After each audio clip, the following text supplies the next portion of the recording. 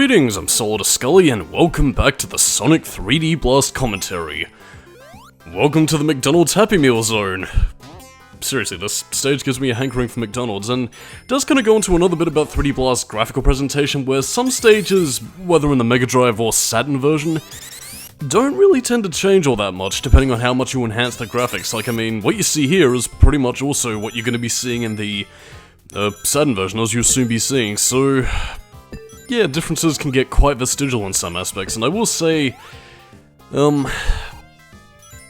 this might just be my least favourite stage in the game, mainly because of the fact that it's a bit of an eyesore to look at, especially in the Mega Drive version, because it's kind of the opposite of that whole, like, you know the typical complaint, when people complain about grey-brown military shooters looking bland and, well, pedestrian. This is the other side of the coin when you have cartoonish over-the-top games that assault your eyes. Another example is Sonic Lost World. Oh, yes, I went there. But, again, on a more serious note, though, like, the stage is just ugly to look at, and at the same time, though, it's just kind of a bit pish. But again, as is with the gimmick of Spring Stadium, you have springs, you have spikes, you bounce around all over the place. Not that it really takes advantage of any sort of verticality, you're pretty much just bouncing from one platform to another. Bada bing, you do the thing, and it's just, blech. But I mean, as you can probably no doubt tell with the part length getting quite close to 2009 era YouTube standards, yeah, part lengths are going to get pretty shortened, because it's around this point where, again, if you've been keeping up with your special stages, you can pretty much clear them all out and just focus on playing the game normally, really.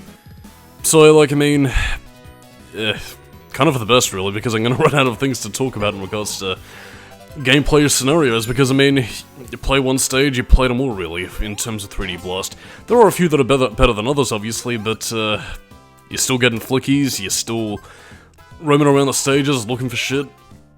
It's about all she wrote, really. Although, that being said, though, you're not going to be getting any special stages in, Act 1, I believe, so yeah, Bob's your uncle, really. And I suppose talking of special stages, actually, differences between the Saturn and the Mega Drive version. In the Mega Drive version, you can pretty much find Tails and Knuckles both in the same act, and you can pretty much go to a special stage. In the Saturn version, you can only get one or the other. Like, I mean, if you go and find Knuckles and try and do a special stage after getting one for Tails, you won't get a Chaos Emerald, but instead an extra life, so yeah, just something to warn you about if you play the Saturn version. Not that, I mean, I think I might have brought that up before, actually, but again, not that it really makes much of a difference. I mean, all it does is just arbitrarily extend your game time, so no harm, no foul, really. By the way, you can jump on those spiky crab enemies.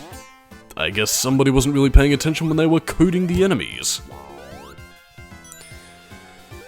And I mean, I suppose if I do run out of things to talk about, I guess I could talk about, like, current-ish Sonic-y news, like the new games coming out, like Sonic Frontiers and the Origins collection, which, well, to kind of talk about the Sonic Origins collection, what happened to that? Because, like, I mean, it was kind of announced, like, along with a lot of the other games, and, like, it just kind of disappeared from getting talked about, so really, what's going on?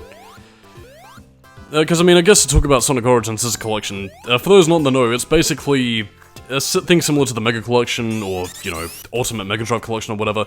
Basically contains Sonic the Hedgehog 1, 2, CD, and Sonic & Knuckles, all in one neat, concise package, which is rather surprising, because Sonic & Knuckles hasn't seen a re-release in about a decade at this point, so, yeah.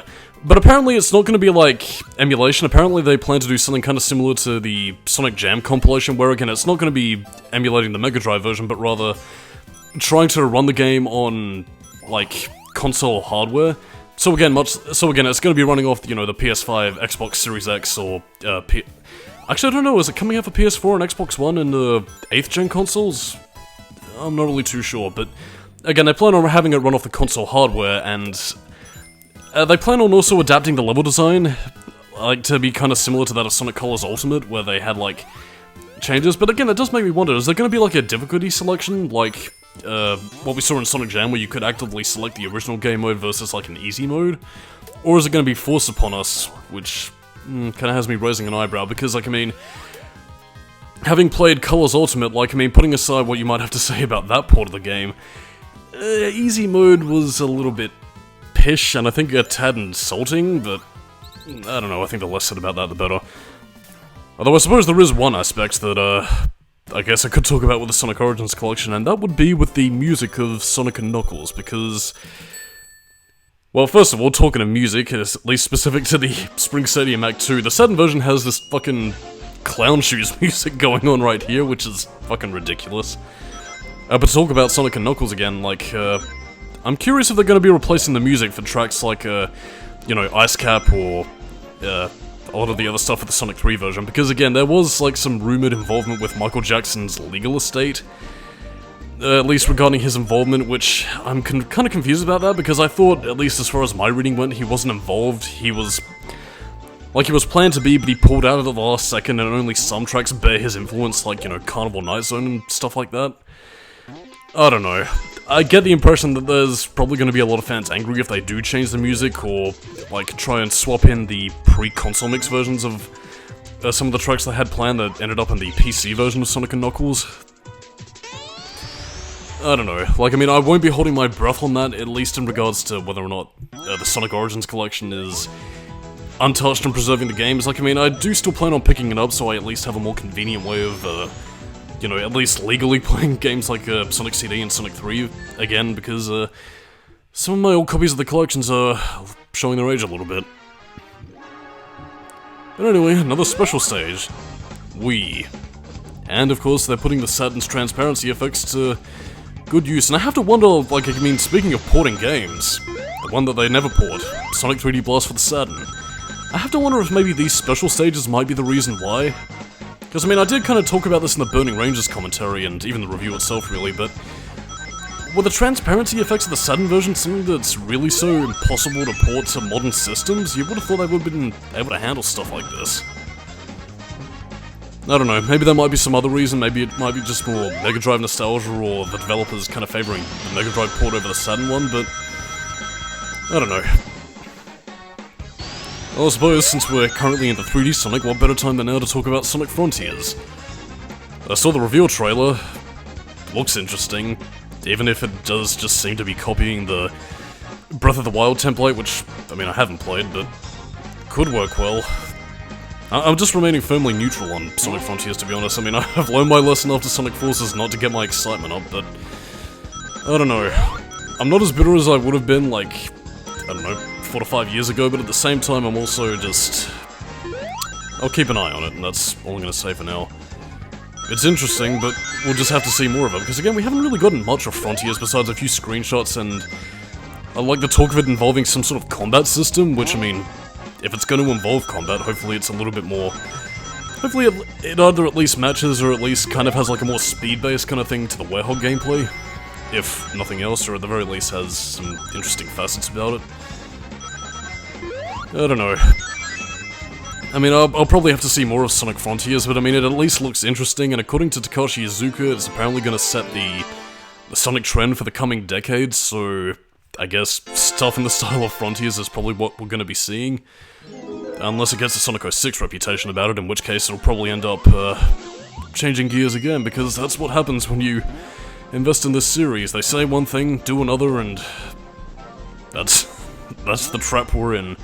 Forever, and ever, and ever, and ever, and ever, and ever, and ever, and ever, and ever. Whee! I wonder if Sonic wants a Happy Meal. I wonder if we'll run into that, like, Pakistani McDonald's advert that had, like, completely off-model character designs for Sonic, and especially Rouge, who looks more like a mouse rather than a bat in that ad thing. I don't know. There's nothing interesting to talk about with Spring Stadium, though. It's just a pish stage that I think would only really get away with, like, whatever it is, because looky here, it's charming and has bright colors that assault your eyes, like a